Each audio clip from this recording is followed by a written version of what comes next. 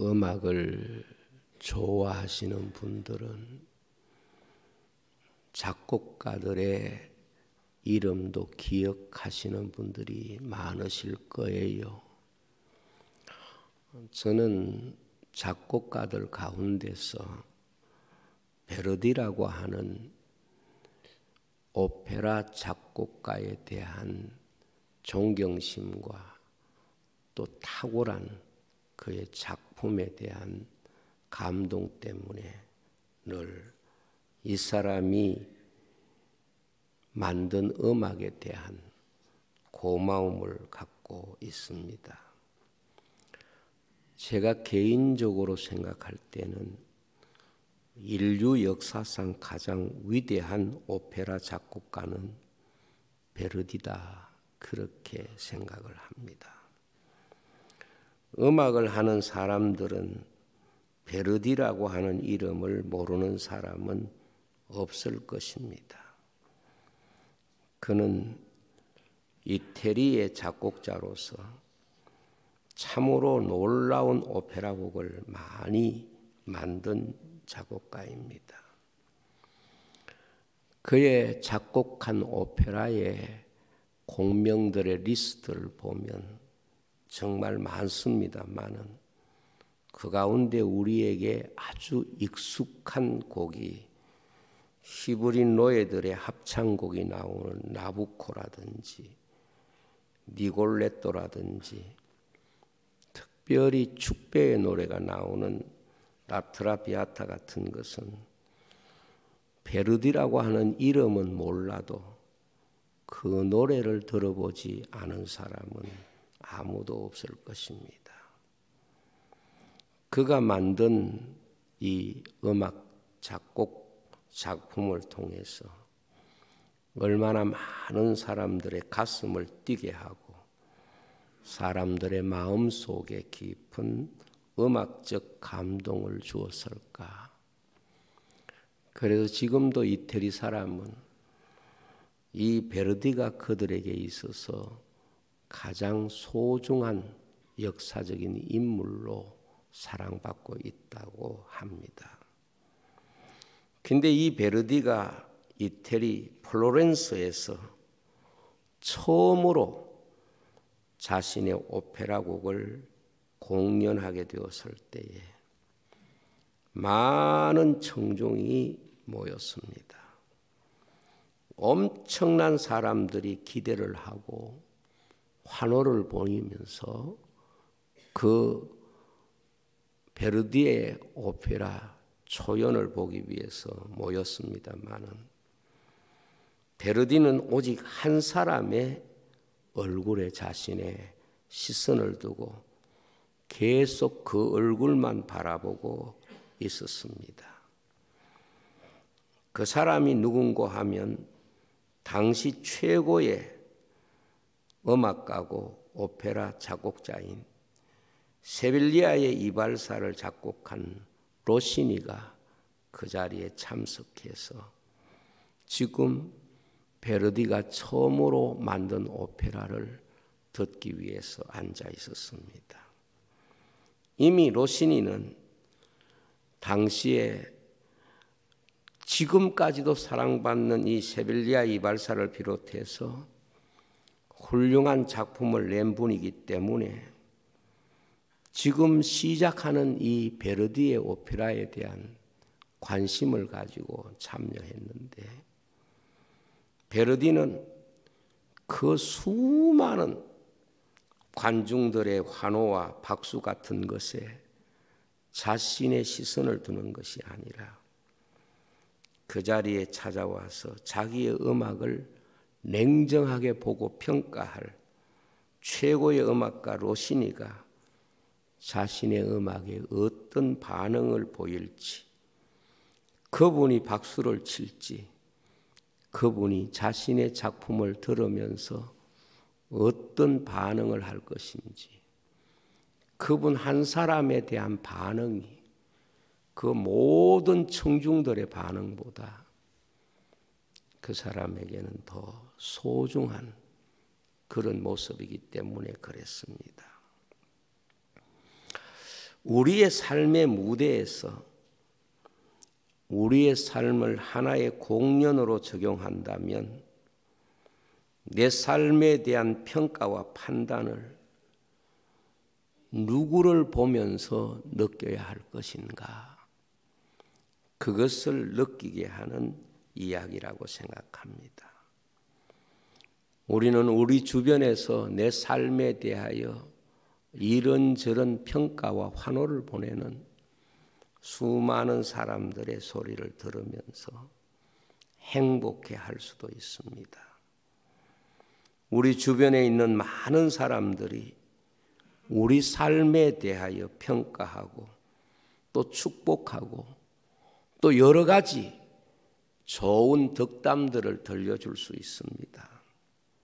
그러나 진정 내 자신에 대한 가장 중요한 평가는 우리 삶을 보시는 하나님 한 분이시다. 이것을 기억해야 합니다. 그러므로 정말 하나님의 사람들은 자신을 보고 여러 가지 이야기하는 다른 사람의 평가에 자신의 시선과 관심을 두는 것이 아니라 하나님이 오늘 내 삶을 보시고 내 삶에 대하여 어떻게 평가하시는가? 그것이 믿음의 사람들이 가지고 있는 사고의 공통점이라고 볼 수 있습니다.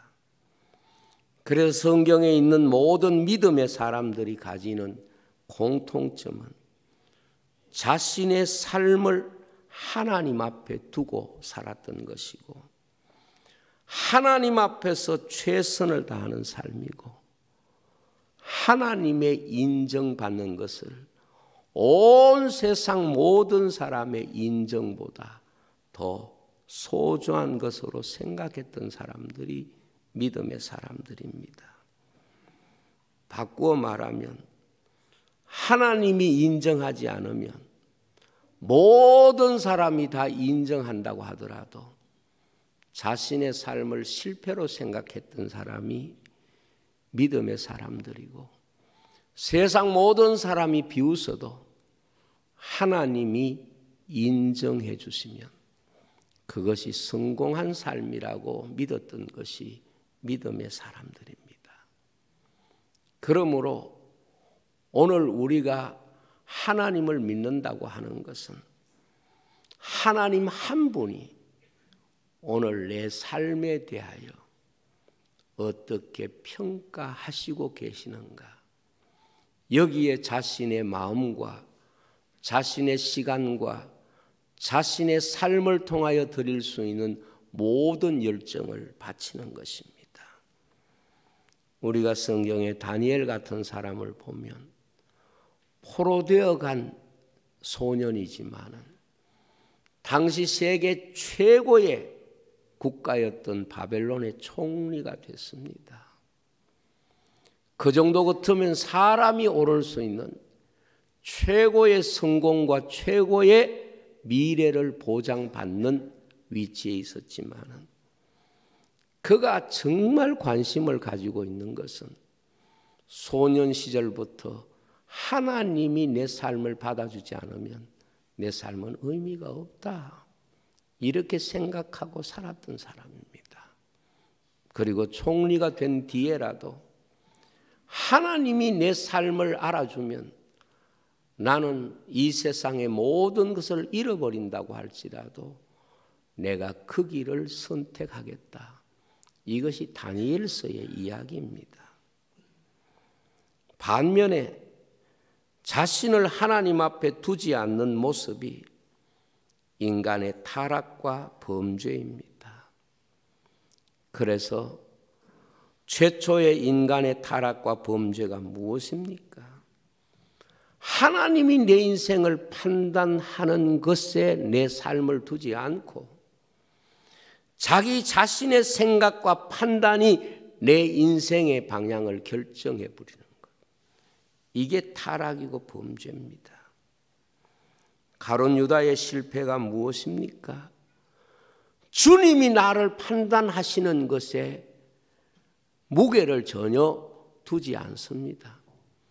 주님께서는 마지막까지 유다에 대하여 말씀하시고 그에게 기회를 줍니다.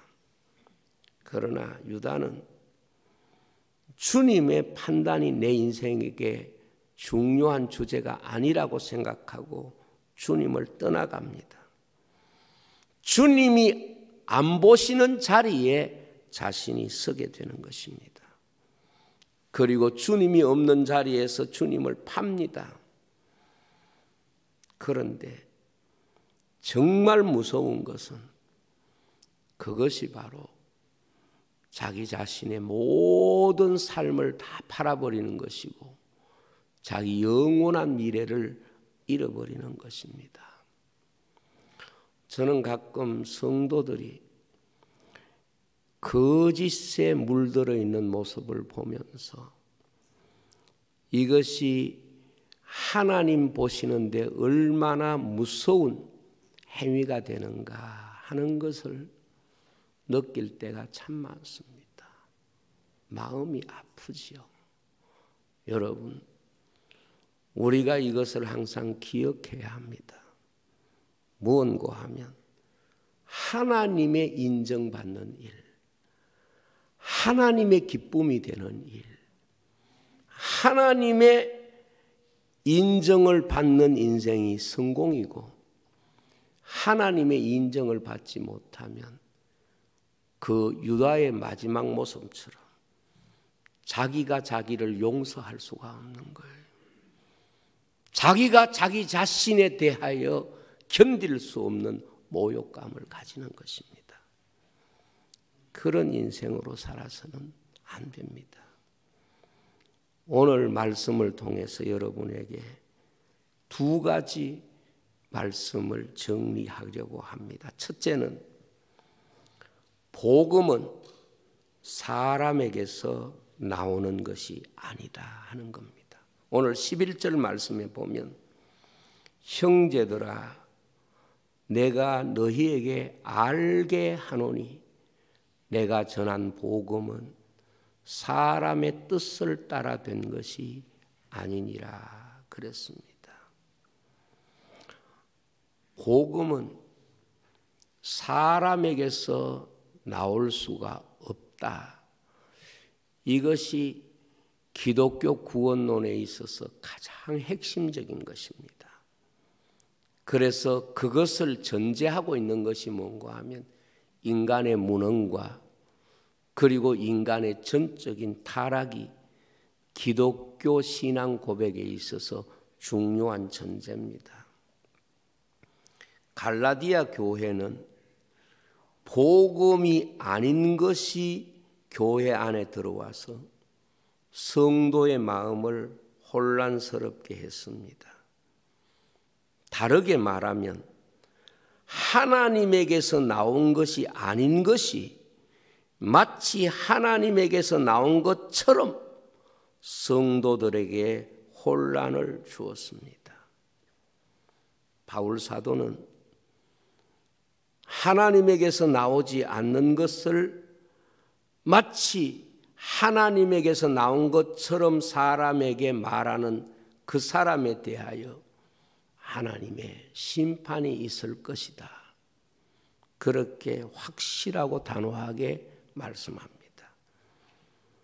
우리가 어떤 문제 앞에 있을 때 가장 먼저 가져야 할 질문이 뭔가 하면 이것이 사람에게서 나왔느냐 하나님에게서 나왔느냐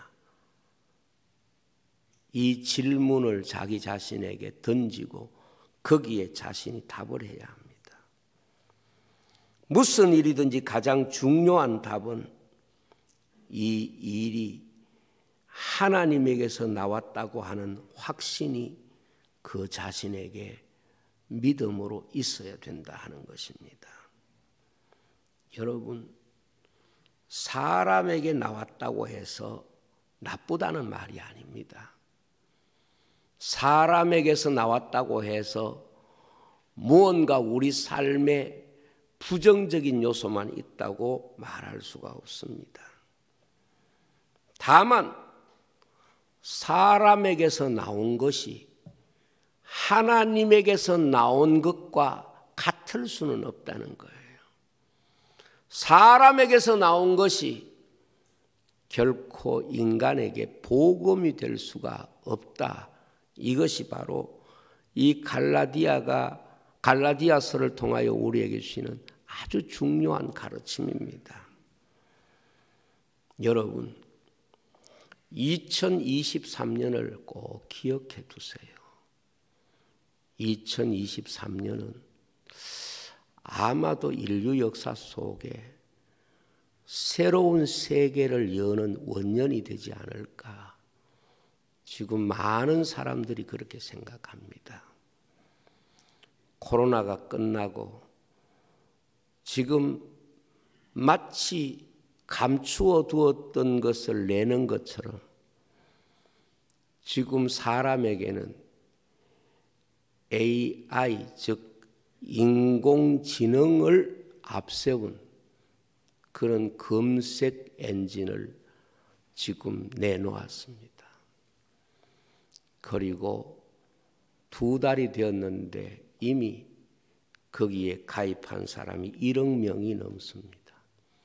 지금까지 이렇게 빨리 많은 사람들이 새로운 어떤 프로그램을 전 세계적으로 수용한 적이 없습니다.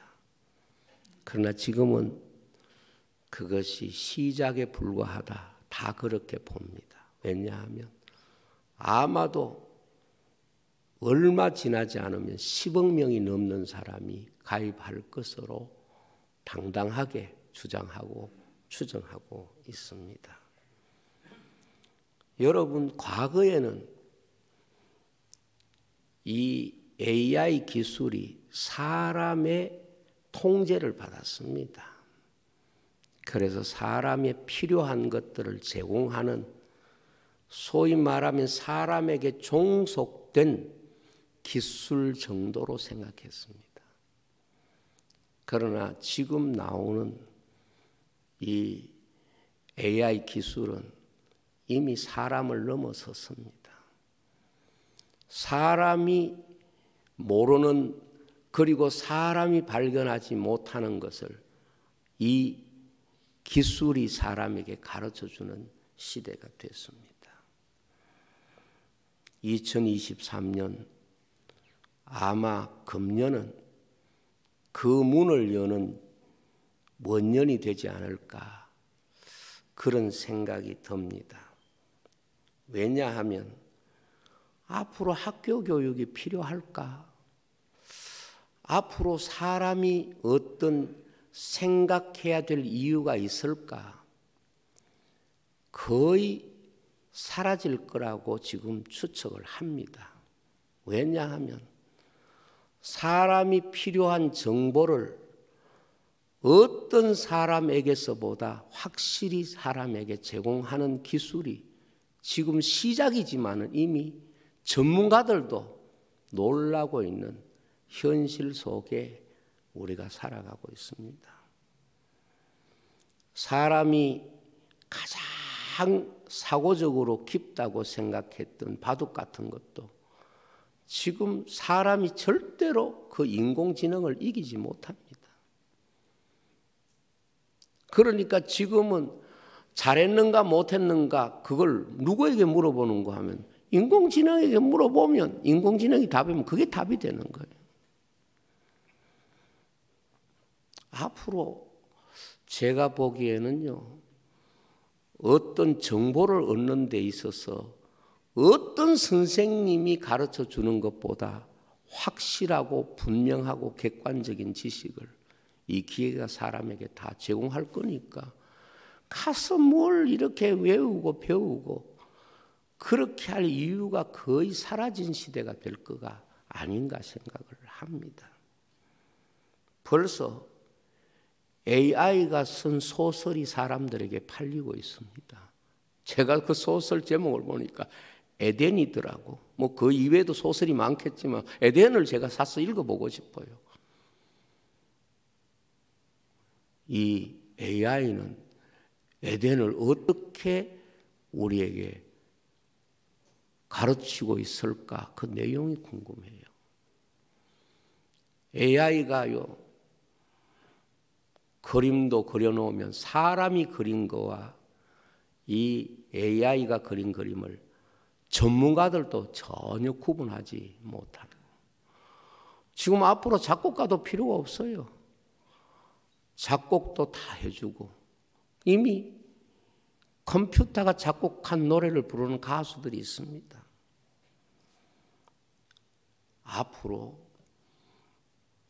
이 사람이 개발한 기술이 사람을 돕기보다 사람 위에서 사람을 지배하는 기술이 될 가능성이 굉장히 높습니다. 그래서 많은 사람이 마치 판도라 상자가 열렸다, 인간이 신의 영역에 도전하는 이런 문을 열었다, 그렇게 말하고 있습니다. 그렇습니다. 사람의 능력이 과소평가되면 안 됩니다. 그야말로 과거의 사람들이 알 수 없었던 엄청난 일들이 앞으로 아마도 분명히 우리가 사는 세상에 나타날 것이고, 지식이 없어서 걱정하고 몰라서 걱정하는 시대는 거의 끝났을 겁니다. 그래서요, 성경 말세가 되면 지식이 많아진다고 말했는데 저는 그게 그냥 사람들의 지식이 많아지는 정도로만 생각했는데, 지금 생각해 보니까 이런 세대를 성경은 미리 이미 예측하고 예언하고 말씀을 주셨다, 그렇게 생각을 합니다. 그런데 사람이 이렇게 대단한 능력을 가지고 있다고 하더라도 많은 사람이 이 기술에 대하여 긍정적으로 가지느냐, 이게 앞으로 인류를 구원할까, 이게 앞으로 인류 사회에 복이 될까, 앞으로 인간 삶을 행복하게 만들까, 전문가들도 대개는 긍정적으로 생각하지 않고 이것이 인류 사회의 미래를 파괴할 것이고 멸망으로 이끌 수 있다, 두려움이 80대 20이에요. 긍정적인 요소가 훨씬 더 적다는 거예요. 그렇습니다. 아무리 AI 기술이 발달이 되어서 그야말로 사람이 모르는 것이 없는 세상이 되고 마치 신의 지식을 가진 존재처럼 된다고 할지라도 사람에게서 나온 것은 계시가 될 수가 없습니다. 사람에게서 나온 것은 복음이 될 수가 없습니다. 사람에게서 나온 것은 인간을 구원할 수가 없습니다. 우리는 세상을 가볍게 보면 안 됩니다. 사람을 과소평가해서도 안 됩니다. 그러나 성경이 말씀하는 인간의 무능력은 구원에 대한 부분에 있어서 인간은 전적 무능력이라는 겁니다. 아마 선생님들은 공감하실 거예요. 과거보다 지식 습득이 얼마나 분량이 많고 과거의 전문적 지식이 지금 보편화되어 있습니다. 그 지식이 우리 사람을 바꿉니까? 그 지식이 사람을 변화시킵니까? 그 지식이 사람을 새롭게 합니까? 아닙니다. 많은 과학자들이 인간이 상상할 수 없는 지식의 세계를 보여주고 있지만 구원의 문제에 있어서는 전적으로 무능한 것입니다. 어떤 능력이나 이런 걸 보여주는 데는 굉장히 탁월한 그런 힘이 있고 재주가 있는데 사람을 변화시키고 사람을 새롭게 하는 데는 전혀 무능한 것입니다. 두 번째로, 오직 복음은 말씀이신 예수 그리스도에게 나옵니다. 12절, 이는 내가 사람에게서 받은 것도 아니요 배운 것도 아니요 오직 예수 그리스도의 계시로 말미암은 것이라 그랬습니다. 성경에 보면은 베드로가 주님과의 관계에서 말씀에 순종하는 그 길들을 보여주면서 베드로가 가진 생각과 주님의 말씀이 충돌하는 이런 내용들이 참 많습니다. 베드로는 그냥 베드로가 아니고요, 교회를 설명하는 인물입니다. 왜냐하면 주님이 베드로를 부르셔서 교회를 세우겠다고 약속하고 천국 열쇠를 주시겠다고 약속하고 마지막에 베드로에게 내 양을 먹이라고 말씀하셨기 때문에 베드로는 단순히 베드로 개인을 말하는 게 아니고 교회를 우리에게 보여주는 굉장히 중요한 그런 위치에 있는 사람이라고 볼 수 있습니다. 그런데 베드로가 예수님과 만났을 때 처음에 어땠느냐? 주님이 말씀하는데 베드로는 자기 경험과 지식의 세계를 말합니다. 내가 밤이 맞도록 수고하여 얻은 것이 없습니다.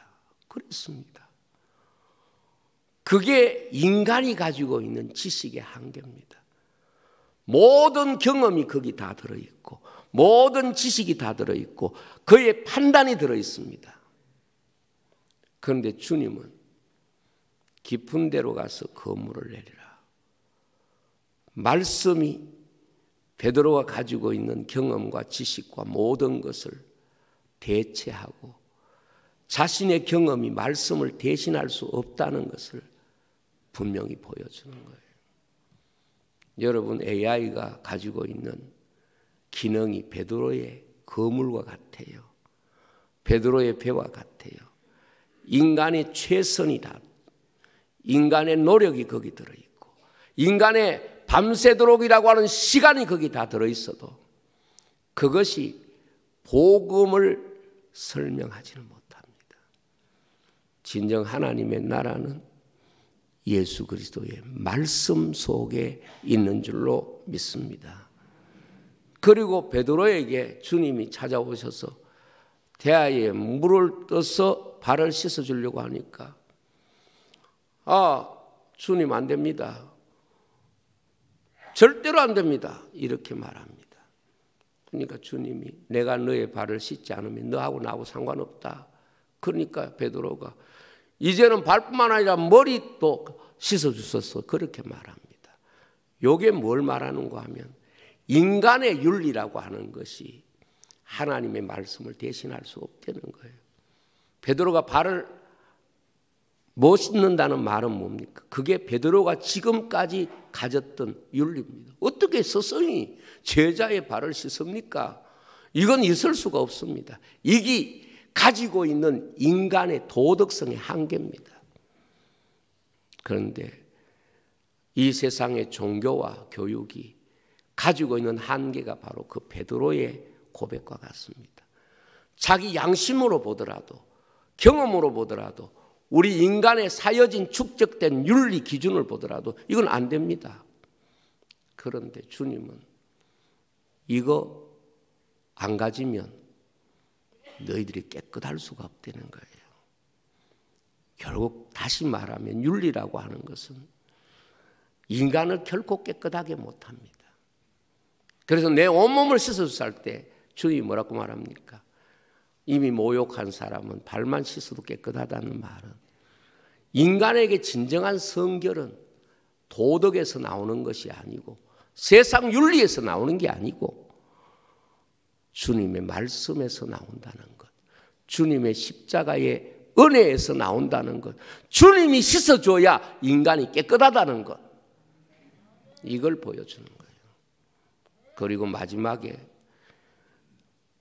하늘에서 욥바에 있을 때 보자기가 내려옵니다. 보자기 속에 그릇 속에 여러 가지가 들어있는데 먹으라 그럽니다. 그런데 베드로는 내가 유대인이 이렇게 이런 거 먹어본 적이 없고 이런 거 먹어가 나를 더럽힐 이유가 없습니다. 하니까 먹으라 그러니까 계속 거절하니까 3번을 반복합니다. 그러면서 하늘에서 베드로에게 주신 계시가 무엇입니까? 내가 깨끗하다고 했는데 네가 왜 더럽다고 하느냐, 이거예요. 이것이 바로 고넬료의 가정에 가서 이방인에게 복음을 전가하게 되는 사건을 거기에서 보여준 것입니다. 여러분, 세상을 구원하는 것은 내가 가지고 있는 종교적 전통 어림도 없습니다. 내가 가지고 있는 종교적 윤리 어림도 없습니다. 오직 주님이 우리에게 주신 이 복음만이 이 세상을 구원하는 능력과 권세가 되는 줄로 믿습니다. 그렇습니다. 복음은 예수님에게서 나옵니다. 아무리 AI가 발전해서 지금 온 세상의 지식을 통합해서 우리가 배우려고 하면 일평생 배워도 안 되지만은 명령어 몇 개로 우리는 내가 원하는 지식의 세계를 지금은 쉽게 얻을 수 있는 그런 세대가 됐어요. 그러나 그것은 베드로의 거물에 불과한 것이고 인간이 지금까지 쌓아온 윤리는 내 발을 씻을 수 없습니다. 그것에 불과한 것이지. 그러나 주님의 말씀에 거물이 채워지고 주님의 씻어주심이 우리를 성결케 하고 주님의 말씀을 순종하는 것이 세상을 구원하는 놀라운 권세가 된다는 것을 우리에게 말씀해 주시는 것입니다. 여러분, 교회 생활하면서 내 머리 짜내지 마세요. 내 방법 찾고 생각하지 마세요. 왜 우리가 기도합니까? 왜 우리가 말씀을 듣습니까? 내 방법과 내 지식이 나를 구원할 수 없다는 절대적 전제를 우리가 알기 때문에 그렇습니다. 주께서 우리를 구원하시는 이 놀라운 은혜의 세계를 아무리 세상이 발달되고 기계가 발달돼도 그곳에서 결코 구원이 우리에게 주어질 수가 없대요. 이겁니다. 그래서 AI가 지금 사람들에게 보편적으로 공급되는 출발점에서 벌써 사람들은 걱정합니다. 왜냐하면 이것이 사람의 인생에 복이 될 것인가 화가 될 것인가, 화가 될 것이라고 생각하는 사람이 많습니다. 여러분들이 이 땅에 살면서 예수 안에서 복음이 여러분들의 삶을 주장하는, 하나님이 여러분들의 삶을 주장하는 진정 예수 그리스도의 사람이 되시기를 주의 이름으로 축복합니다. 기도하겠습니다. 아버지 하나님, 감사합니다. 저희들 사랑해 주시고 은혜를 베풀어 주셔서 오늘도 우리의 생명 되신 주님, 소망 되신 주님, 영원한 하나님 나라를 우리에게 주시는 그 주님을 바라보면서 우리가 땅에 살지만은 하늘 영광을 바라보는 믿음의 자리에 있음을 진심으로 감사합니다. 앞으로 세상은 인간이 만든 지식에 선악과처럼 손대고 있지만은 인간을 구원하는 능력은 선악과에 있는 것이 아니고 하나님의 말씀에 있음을 믿습니다. 생명나무 대신 예수님 안에 있음을 믿습니다. 예수님 이름으로 기도하옵나이다.